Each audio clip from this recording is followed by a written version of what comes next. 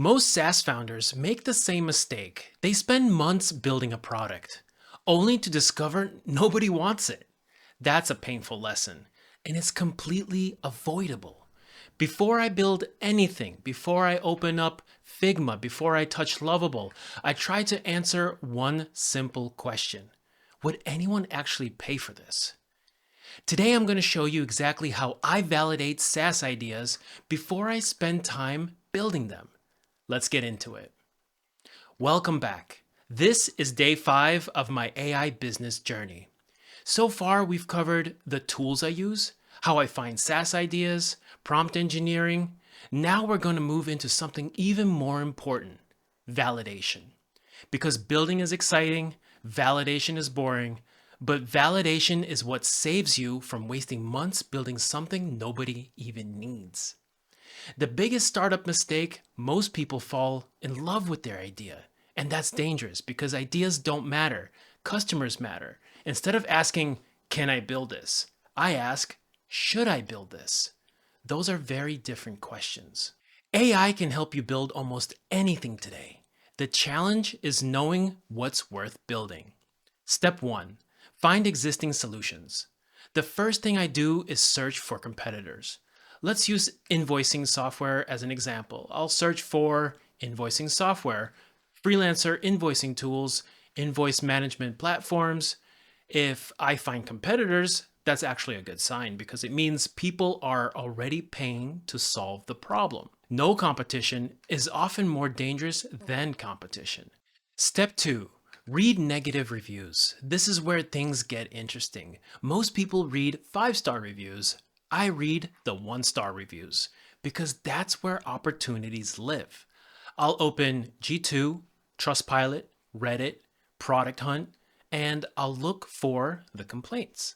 Things like it's too expensive, too complicated, things that are missing features, bad customer support, doesn't automate enough. Users will literally tell you what they want. You just have to listen.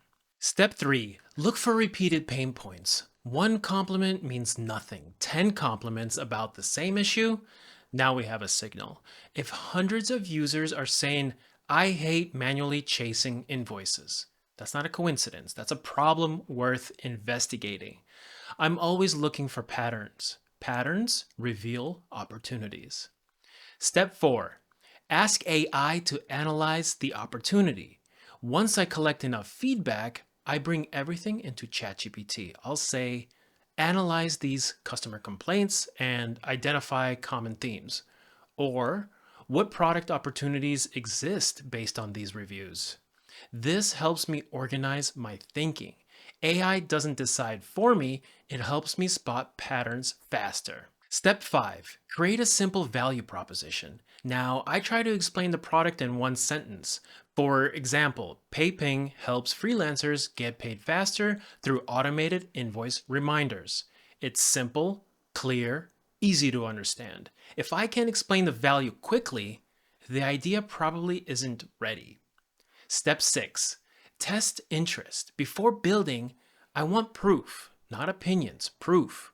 I'll often create a simple landing page, a waitlist, a sign-up form, a social media post, and see what happens. Do people sign up? Do they ask questions? Do they want early access? That's real validation. The PayPing example, that is actually how PayPing started. I kept seeing the same frustration amongst freelancers and small medium businesses. Freelancers hated chasing payments. Clients forgot invoices, payments got delayed, the problem kept showing up again and again and again. So eventually it became obvious. The opportunity wasn't invoicing, the opportunity was removing the frustration around getting paid. That's what validation helped uncover. What most people get wrong, validation doesn't mean asking your friends. Your friends will tell you everything is a great idea. Validation means finding strangers who have the problem and seeing if they care enough to take action. That's a huge difference. My current validation process. Here's my exact process. Step 1, find a problem. Step 2, research competitors. Step 3, read the reviews. Step 4, identify patterns. Step 5, use AI to analyze opportunities. Step 6, create a value proposition. Step 7, build a waitlist. Step 8, measure interest. Only then do I start designing and building. This is one of the biggest lessons. And the goal isn't finding the perfect idea. The goal is reducing the risk. Every validation step answers one question. Am I solving a problem people actually care about? Because if nobody cares, nothing else matters. If you're enjoying the series, subscribe and follow along. And let me know in the comments, what's a product you use every week that desperately needs improvement? Tomorrow, I'm taking you behind the scenes and showing you a real day in my life building AI businesses, researching ideas, creating content, and balancing everything else. I'll see you in the next video.